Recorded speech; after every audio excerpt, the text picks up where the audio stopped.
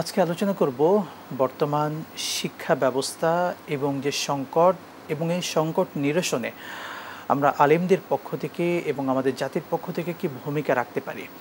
আমরা দেখতে পাচ্ছি আমাদের শিক্ষা ব্যবস্থা বর্তমানে চলমান যেটি রয়েছে এটার থেকে আদর্শিক শিক্ষা আমরা পাচ্ছি না। আমরা আমাদের সমাজ যেটা চাচ্ছে, সমাজে সুন্দর কিছু উপহার দেবে আমাদের সন্তানদেরকে, আমাদের ছোট ভাইদের বোনদেরকে, তাদেরকে আদর্শিক মানুষ হিসেবে গড়ে তুলবে, ইসলামিক হিসেবে গড়ে তুলবে, সেই ব্যাপারটি দেখছি না। অর্থাৎ শিক্ষানীতি নিয়ে ইসলাম বিদ্বেষীরা কেমন যেন মাথা ব্যথা তাদের সবসময় থাকছে এবং তারা এই ব্যাপারটাতে সবসময় হস্তক্ষেপ করছে। আমরা এই ব্যাপারে আজকে শুনবো আমাদের অতিথির কাছ থেকে। সে প্রথমে যে পয়েন্টটি বলবেন, বর্তমান শিক্ষা ব্যবস্থায় আমরা আদর্শিক শিক্ষার যে বাস্তবিকতা এর পূর্বে ছিল এটা দেখতে পাচ্ছি না, এটার কারণটা কি? আলহামদুলিল্লাহ রাব্বিল আলামিন ওয়াসসালাতু ওয়াসসালামু আলা সাইয়্যিদিনা মুহাম্মদ ওয়া আলা আলিহি ওয়া সাহবিহি আজমাইন। আসলে অনেকগুলো কারণ আছে, এর মধ্যে আমি মৌলিক যে কারণটা যেটা বলবো, মানে মূল যে বিষয়টা, সেটা হচ্ছে যে আমাদের এই কাজগুলো, এই যে ইসলাম থেকে দূরে সরে যাওয়া বা ইসলাম শিক্ষাকে যে কোনো ছল চাতুরি করে ইসলাম শিক্ষাকে দূরে রাখা, এটা অনেক পূর্বের একটা প্ল্যান। আজ থেকে ধরেন যে কয়েকশো বছর আগের এই পরিকল্পনা।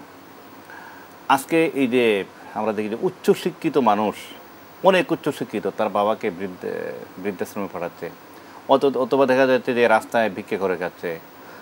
আমরা কয়েকদিন আগে দেখলাম যে একজন উচ্চপদস্থ সরকারি আমলা, তিনি ঘরে একাকী দিন যাপন করতেন। তার এক ছেলে আছে লন্ডনে, আরেকজন আছে ফ্রান্সে, দুজনে কিন্তু অধ্যাপক দুই বাবার, দুজনের বাবা কিন্তু একাকী, এবং সে খুব কষ্টে জীবনযাপন করছে।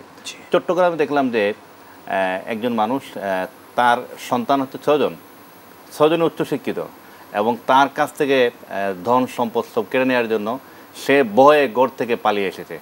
এটা টেলিভিশনে আছে, আমাদের টেলিভিশনে। এর মূল কারণ হচ্ছে যে আসলে আদর্শ শিক্ষার অভাব, এটা হলো মূল সমস্যা।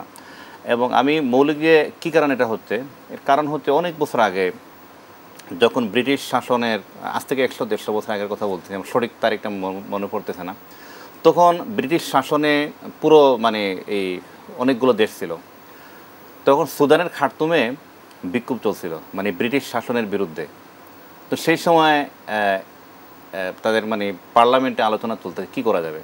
তখন সেই সময় তারা সিদ্ধান্ত নিয়েছিল যে, সেই সময় তিনি প্রেসিডেন্ট ছিলেন, তিনি বলছিলেন যে কোরআনের সাথে যদি মুসলমানদেরকে সম্পর্ক বিচ্ছিন্ন করা যায়, মানে তিনি কোরআন হাতে নিয়ে বলছেন যে এটাই হচ্ছে সমস্যা এবং এটাও সম্ভাবনা।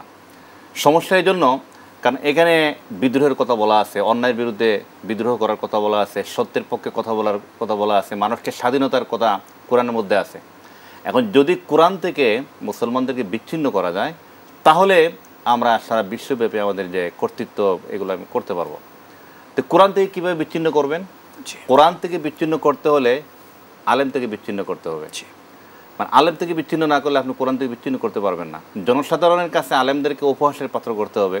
জনসাধারণের কাছে আলেমদের এরা কিছুই বোঝে না, এই ধরনের একটা কাঠমোল্লা, কিছুই বোঝে না, এরা যোগের সাথে তাল মিলে চলতে পারে না, এইভাবে বিভিন্ন অভিধায় তাদেরকে উপস্থাপিত করতে হবে। আমাদের সমাজ যেটা করছে এখন করছে, আজ থেকে এই যে ছাত্র আন্দোলনের পরে, ছাত্র বিপ্লবের পরে বা অভ্যুত্থানের পরে এই যে সময় যেটা চলতেছে, আজ থেকে 3 মাস আগের কথা যদি বলি, 3 মাস আগে আমরা যেখানে বসে কথা বলতেছি, এখানে মৌচাক মোড়ে, এই 3 মাস আগে মালিবাগ মোড়ে 2 জন ছাত্র, মানে দাড়িওয়ালা টুপিওয়ালা, এই মালিবাগ মোড়ের কথা বলতেছি, সেখানে খামোখা পুলিশ ধরে নিয়ে গেছে। কেন?